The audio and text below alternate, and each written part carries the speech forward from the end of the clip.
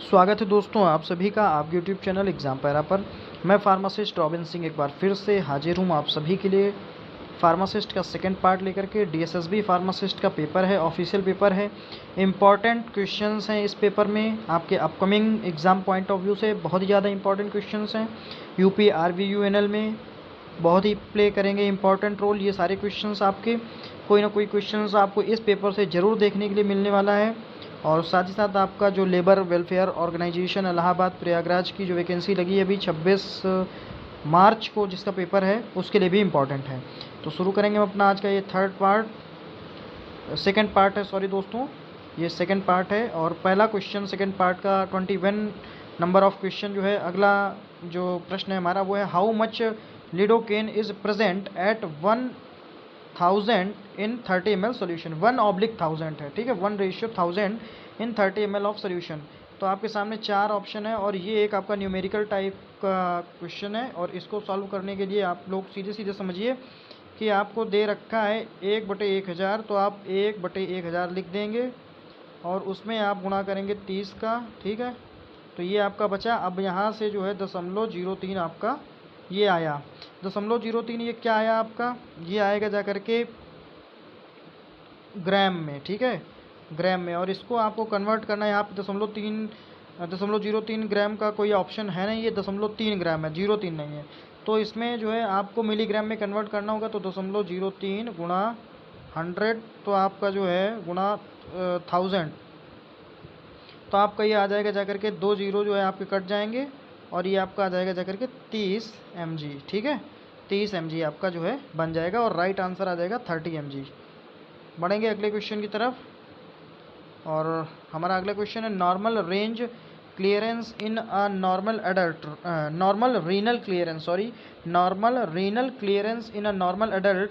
देखिए normal renal clearance मतलब जो है आपसे सीधे सीधे पूछा जा रहा है जो आपकी किडनी होती है वो फिल्ट्रेशन कितना करती है 1 मिनट में। तो 1 मिनट में लमसम वो फिल्टर कर देता है 120 ml पर मिनट। तो नॉर्मल जो रीनल क्लियरेंस, रीनल का मतलब किडनी, ठीक है, in a normal adult, normal adult में 120 ml पर मिनट के हिसाब से यूरिन को क्लियर करता है। फिर बढ़ेंगे अगले क्वेश्चन की तरफ। 23 number of question, which is a folate antagonist used in cancer treatment. बहुत ही ज़्यादा इंपॉर्टेंट क्वेश्चन है आपका। और ये जो क्वेश्चन है इम्पॉर्टेंट है आपका जो यूपी आरबीयूएनएल एग्ज़ाम आने वाला है, बहुत ज़्यादा इंपॉर्टेंट क्वेश्चन है। अभी एनसीएल फार्मासिस्ट में भी आया था, which is a folate antagonist used in cancer treatment. तो folate antagonist used in cancer treatment, आपके सामने चार option, methotrexate, cyclosporine, vincristine, tamoxifen, ठीक है। तो कैंसर में ये सारी दवाएं इस्तेमाल होती हैं। द राइट आंसर इज मीथोट्रिक्सेट, इसको आप लोग रट लीजिए और ये क्वेश्चन हो सकता है आपको देखने के लिए मिले। बढ़ेंगे अगले क्वेश्चन की तरफ। 24 number of question, which is not a bacteriostatics antibiotics. इसमें से कौन सी ऐसी एंटीबायोटिक्स नहीं है जो कि बैक्टीरियोस्टैटिक्स है होती है, ठीक है। बैक्टीरियोस्टैटिक्स जो प्रॉपर्टी होती है वो इन चार में से किसमें नहीं है। तो आपके सामने चार ऑप्शन है, क्लोरमफेनिकॉल, एम्पीसिलिन, टेट्रासाइक्लिन और sulfadiazine. The right answer is ampicillin. Ampicillin जो होता है इसमें बैक्टीरियोस्टैटिक्स प्रॉपर्टी नहीं होती। बैक्टीरियोस्टैटिक्स मतलब जो प्रिवेंट करे, इनहिबिट करे बैक्टीरिया की ग्रोथ को, ठीक है। क्लोरमफेनिकॉल से ग्रे बेबी सिंड्रोम होता है, बहुत ही ज़्यादा बार आपसे पूछा गया है कि क्लोरमफेनिकॉल से या ग्रे बेबी सिंड्रोम किससे होता है, तो क्लोरमफेनिकॉल से होता है। और टेट्रासाइक्लिन को जो है प्रेग्नेंट वुमेन को नहीं देना चाहिए। साथ ही साथ टेट्रासाइक्लिन का एक और क्वेश्चन बनेगा कि मिल्क के साथ, दूध के साथ कौन सी एंटीबायोटिक नहीं लेनी चाहिए, तो वो है टेट्रासाइक्लिन। ये आपको तीन जो है एडिशनल मैंने आपको बताए हैं यहाँ पे आंसर। बढ़ेंगे अगले क्वेश्चन की तरफ। फिलहाल इसका जो राइट आंसर है वो एम्पीसिलिन है। और ईएसआईसी 2019 फार्मासिस्ट के पेपर में आया था कि कुछ दवाओं का जो इफ़ेक्ट है वो रिड्यूस हो जाता है आफ्टर जो है मील, खाना खाने के बाद। तो उनमें से कौन सी ऐसी दवा है, चार आपको दवाएं दी गई थी, उनमें से एक एम्पीसिलिन था जो कि राइट आंसर था। मतलब एम्पीसिलिन अगर आप खाना खाने के बाद खाएंगे तो इसका एब्जॉर्प्शन जो है वो कम होता है। पढ़ेंगे अगले क्वेश्चन की तरफ। 25 number of question, which is not a treatment for hypoglycaemia. Hypoglycaemia मतलब ब्लड में जो ग्लूकोज का लेवल है वो कम हो जाएगा। और विच is not a treatment for, और इनमें से कौन सा एक ट्रीटमेंट नहीं होता है हाइपोग्लाइसीमिया के लिए, ग्लूकोज, ग्लूकागॉन, फ्रूट जूस या इंसुलिन। आप लोग खुद बताइए, अगर हाइपोग्लाइसीमिया है यानी ब्लड में ग्लूकोज की मात्रा कम है तो आप उसमें ग्लूकोज देंगे, ग्लूकागॉन भी देंगे और फ्रूट जूस। अगर देखा जाए तो ये सब तीनों जो है ग्लूकोज की मात्रा को बढ़ाएंगे, लेकिन इंसुलिन ग्लूकोज की मात्रा को कम करेगा। यानी जो इंसुलिन है वो जो है सही आंसर नहीं है या सही ट्रीटमेंट नहीं होता है हाइपोग्लाइसीमिया में, जबकि ऑलरेडी जो है ग्लूकोज का लेवल कम हुआ हो। और इंसुलिन का काम ही होता है ग्लूकोज के लेवल को और कम कर देना, तो इससे तो पेशेंट जो है कोमा की तरफ बढ़ जाएगा। फिर बढ़ेंगे 26 नंबर ऑफ क्वेश्चन की तरफ। Which is the major action of losartan? Losartan का मेजर एक्शन क्या है? तो selective AT1 receptor antagonist, selective AT1 receptor, दो बार इसमें आपके जो है ये ऑप्शन मिल गया है। इसमें थोड़ा सा मिसप्रिंट है दोस्तों, इसमें पहले वाले ऑप्शन में है सेलेक्टिव AT1, सेलेक्टिव AT1, और दूसरे में है सेलेक्टिव AT2। तो सेलेक्टिव AT1 रिसेप्टर एंटागोनिस्ट होता है, सेलेक्टिव AT2 रिसेप्टर एंटागोनिस्ट होता है, non selective AT1 AT2 receptor antagonist होता है, या AT1 रिसेप्टर एगोनिस्ट होता है। ठीक है, तो यहाँ पे 1 2 थोड़ा लिखने में मिसप्रिंट हो गया है, इसको आप लोग लिख लीजिएगा। तो जो आपका लोसार्टेन होता है, लोसार्टेन जो है आपका वो सेलेक्टिव AT1 रिसेप्टर एंटागोनिस्ट होता है। ठीक है, सेलेक्टिव AT1 रिसेप्टर एंटागोनिस्ट होता है लोसार्टेन। लोसार्टेन, टेल्मिसॉर्टेन, इर्बिसॉर्टेन, वेलसॉर्टेन, ये सारे के सारे आपके जो है सेलेक्टिव AT1 रिसेप्टर एंटागोनिस्ट होते हैं। और बढ़ेंगे हम लोग अगले क्वेश्चन की तरफ। 27 number of question, digoxin is mainly eliminated through. बहुत ही अच्छा क्वेश्चन है। डिजॉक्सिन जो है कार्डियक मेडिसिन होती है, डिजॉक्सिन इज मेनली इलिमिनेटेड, कैसे इलिमिनेट होती है बॉडी से? It's 1:17 a.m. To hear your notifications while your phone is locked, you'll need to turn on personal results. Check the notification on your phone for more information.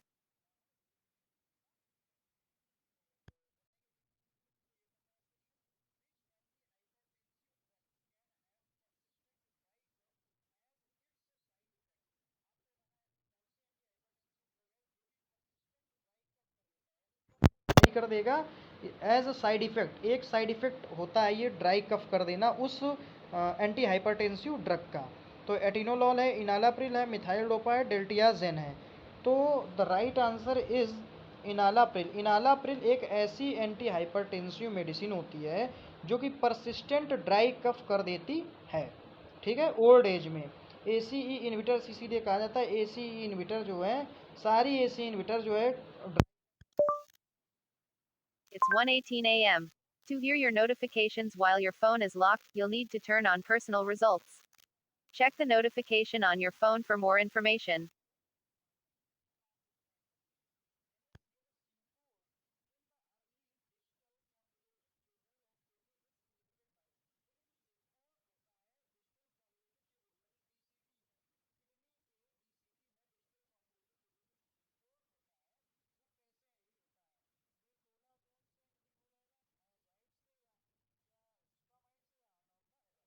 तो तीन आपके सामने option है, चौथा है ऑल ऑफ द अबव। तो sodium chloride symport में early distal convoluted tubule जो किडनी में होता है कैसे इनहिबिट हो जाता है?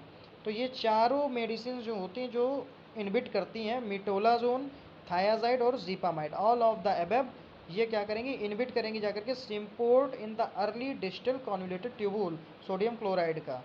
बढ़ेंगे अगले क्वेश्चन की तरफ। 30 number of question, action of which anti bacterial drug can be augmented by acidifying urine? कह रहा है एक्शन ऑफ विच एंटीबैक्टीरियल, किस एंटीबैक्टीरियल ड्रग का एक्शन जो है ऑगमेंट होता है एसिडिफाइंग यूरिन से? बहुत ही अच्छा क्वेश्चन है।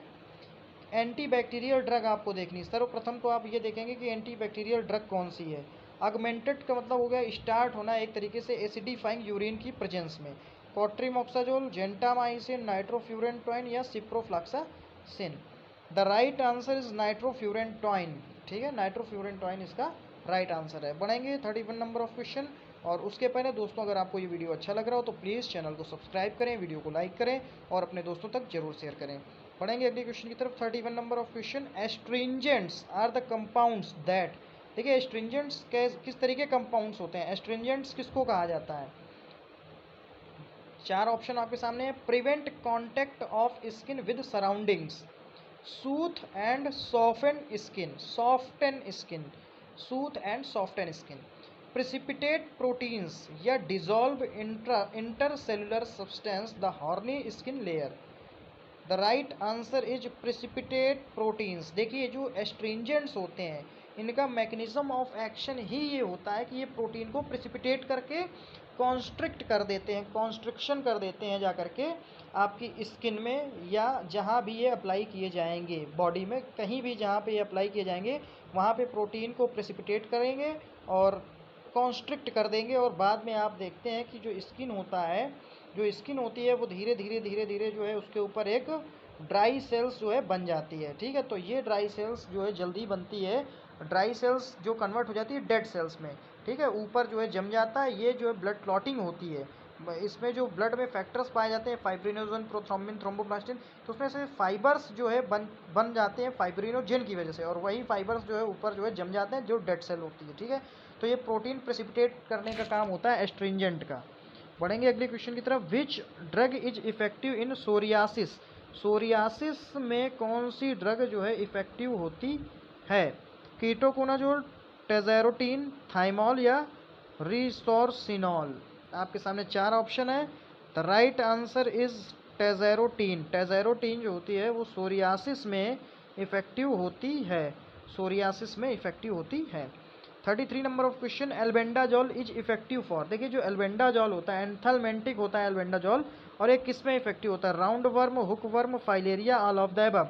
तो एल्बेंडाजोल एंथलमेंटिक होता है, राउंड वर्म में भी चलेगा, हुक वर्म में भी, फाइलेरिया में भी, ऑल ऑफ द अबव, ये सब में चलेगा। ठीक है, ऑल ऑफ द अबव। बढ़ेंगे अगले क्वेश्चन की तरफ।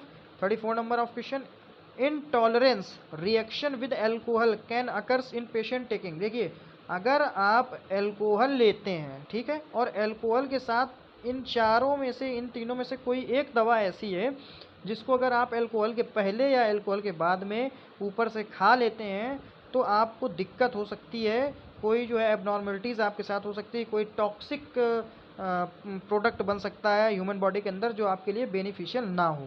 तो इनमें से कौन सा एक ऑप्शन है? टेट्रासाइक्लिन, सिमिटिडीन या मेट्रोनिडाजोल। तो इनटॉलरेंस रिएक्शन यानी टॉलरेट ही नहीं होगा आपको एल्कोहल, एल्कोहल को एंटागोनाइज कर देता है एक तरीके से। Can occurs in patient taking, अगर आप मेट्रोनिडाजोल ले रहे हैं, मेट्रोनिडाजोल नहीं लेना होगा। अगर आप एल्कोहल ले रहे हैं तो मेट्रोनिडाजोल नहीं लीजिए, अगर मेट्रोनिडाजोल से ट्रीटमेंट चल रहा है तो आप एल्कोहल नहीं लेंगे। ठीक है, नहीं तो इनटॉलरेंस हो सकता है, आपको कुछ जो है एबनॉर्मलिटीज़ हो सकता है आपके साथ। फिर बढ़ेंगे 35 नंबर ऑफ क्वेश्चन पे, drug of choice for radical cure of vivax malaria. अच्छा क्वेश्चन है, आने की संभावनाएं हैं। Drug of choice for radical cure of vivax malaria is, तो क्विनिन, क्लोरोक्विन, प्राइमाक्विन और एसीटी। तो quinine, chloroquine, ACT, primaquine. Artemether lumefantrine. ACT जो है स्टैंड करता है आर्ट ईथर, आर्ट में ईथर आपने सुना होगा, आर्ट ईथर लूमेन फेंट्रिन करके। तो आर्ट ईथर तो आप सभी ने सुना होगा, एसीटी का मतलब हो गया जाकर के आर्ट ईथर लूमेन फेंट्रिन। तो क्विनिन हो गया, क्लोरोक्विन हो गया या प्राइमाक्विन हो गया। तो जो आपसे क्वेश्चन पूछा गया था vivax malaria, drug of choice for radical cure of vivax malaria, vivax malaria अंदर हो और रेडिकल कर्व हो जाए बॉडी के अंदर, तो कौन सी मेडिसिन इस्तेमाल करेंगे? तो आप बताएंगे the right answer is primaquine. Primaquine का इस्तेमाल जो है हम लोग करेंगे, प्राइमाक्विन जो है राइट आंसर है रेडिकल कर्व रिएक्शन में। 36 नंबर ऑफ क्वेश्चन पे चलेंगे। इन एक्टिव ट्रांसपोर्ट, बहुत ही अच्छा क्वेश्चन है। In active transport drug is transport by diffusion, the cell membrane forms vessels to engulf molecules, there is no energy consumption, transport is against concentration gradients। बहुत ही अच्छा question है। एक्टिव ट्रांसपोर्ट में क्या होता है? एक्टिव ट्रांसपोर्ट में body के अंदर क्या होता है? आपके सामने चार ऑप्शन है। The right answer is transport is against concentration gradients. इसको ऐसे समझिए आप लोग कि ये सपोज दैट ये हमारी मेडिसिन पहुंची ह्यूमन बॉडी के अंदर, ठीक है, तो मेडिसिन अगर ये है और ब्लड का सर्कुलेशन इस तरीके से चल रहा है तो ये कंसंट्रेटेड मेडिसिन है, और इसके अगेंस्ट अगर जाएगा तो इस तरफ ही तो जाएगा, या तो इस तरफ जाएगा या तो इस तरफ जाएगा। लेकिन ब्लड का फ्लो अगर इस तरफ है तो मेडिसिन हमारी इसी तरफ जाएगी और कंसंट्रेटेड मेडिसिन हमारी यहाँ पे है। तो यहाँ से मेडिसिन इस तरफ जाएगी, यानी कंसंट्रेशन ग्रेडियंट्स के अगेंस्ट, ठीक है। इस तरीके से आप समझ सकते हैं इसको। बढ़ेंगे अगले क्वेश्चन की तरफ। Which route of drug administration is likely to lead to the first pass effect. कह रहा है कौन सा रूट जो है ड्रग एडमिनिस्ट्रेशन का ऐसा है, ड्रग को इंगल्फ करने का रूट कौन सा ऐसा है जो फर्स्ट पास इफेक्ट को ज़्यादा लंबा करेगा, यानी फर्स्ट पास इफेक्ट को ज़्यादा शो करेगा, फर्स्ट पास इफेक्ट को ज़्यादा बढ़ाएगा, जिसमें फर्स्ट पास इफेक्ट जो होता है लीवर में वो ज़्यादा होगा। तो कौन सा है? ओरल है, इंट्रावेनस है, इंट्राडर्मल है और इंट्रामस्कुलर है। आपको ये मैं क्वेश्चन करवा चुका हूँ कि which route of drug administration, कौन सा रूट ड्रग एडमिनिस्ट्रेशन का is likely to lead to the first pass effect, मतलब फर्स्ट पास इफेक्ट बढ़ा देगा। तो the right answer is oral. Oral अगर आप लेंगे तो सबसे ज़्यादा फर्स्ट पास मेटाबॉलिज्म होता है लीवर में। उसके बाद इंट्रावेनस में फर्स्ट पास मेटाबॉलिज्म नहीं होता है, सीधे एब्जॉर्प्शन, डिस्ट्रीब्यूशन, मेटाबॉलिज्म और एक्सक्रीशन। तो एब्जॉर्प्शन का प्रोसेस इसमें भी मिस हो जाता है, इंट्रावेनस में एब्जॉर्ब नहीं होती, डायरेक्ट जो है एब्जॉर्ब ही होती है जाकर के, वहाँ एब्जॉर्प्शन से ही चालू होता है और एब्जॉर्प्शन का प्रोसेस सीधे स्किप हो जाता है। फिर इंट्राडर्मल उससे कम आएगा और इंट्रामस्कुलर जो है ओरल की अपेक्षा कम ही जो है इनका जो है फर्स्ट पास इफेक्ट देखने के लिए मिलता है। फिर 38 नंबर ऑफ क्वेश्चन पे चलेंगे। Half life of a drug is time required. देखिए हाफ लाइफ जो होता है, अर्धायु काल किसी भी ड्रग का वो क्या होता है? Change the amount of drug in plasma by half during elimination, metabolize half of the introduced drug into active metabolite, absorb half of the introduced drug, या bind half of the introduced drug to plasma proteins. 4 option आपके सामने हैं, आपको सही option पे टिक करना है। और the right answer is change the amount of drug in plasma by half during elimination. ये जो है इसका राइट आंसर है। टी हाफ की डेफिनेशन ये है, आपको याद कर लेनी है। Change the amount of drug in plasma by half during elimination. फिर बढ़ेंगे अगले क्वेश्चन की तरफ। 39 number of question. Muscarinic cholino receptors are not found इन।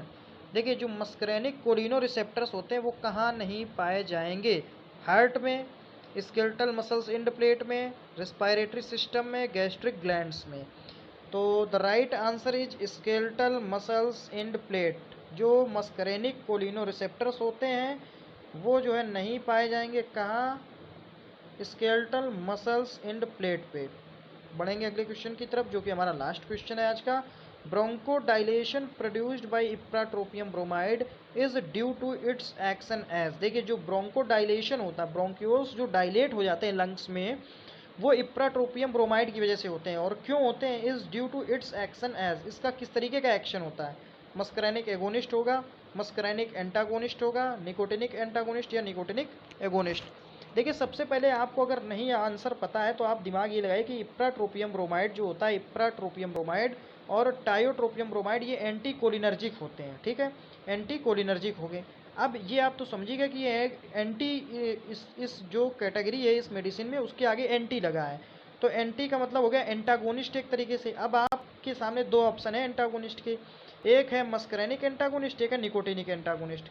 तो बस इसी में से आपको क्लिक करना है और the right answer is muscarinic antagonist, ठीक है। Bronchodilation produced by ipratropium bromide is due to its action as muscarinic antagonist, ठीक है। तो दोस्तों ये थे हमारे आज के 20 क्वेश्चन और आज का इस वीडियो को मिला करके हमारे 40 क्वेश्चन कंप्लीट हो गए हैं और इसका अगला वीडियो आएगा वो भी 20 क्वेश्चन का होगा। अगर आपको ये सारे क्वेश्चंस अच्छे लग रहे हों तो प्लीज़ हमारे चैनल को सब्सक्राइब करें, वीडियो को लाइक करें और अपने दोस्तों तक ज़रूर शेयर करें। Thanks for watching the video. Thank you so much.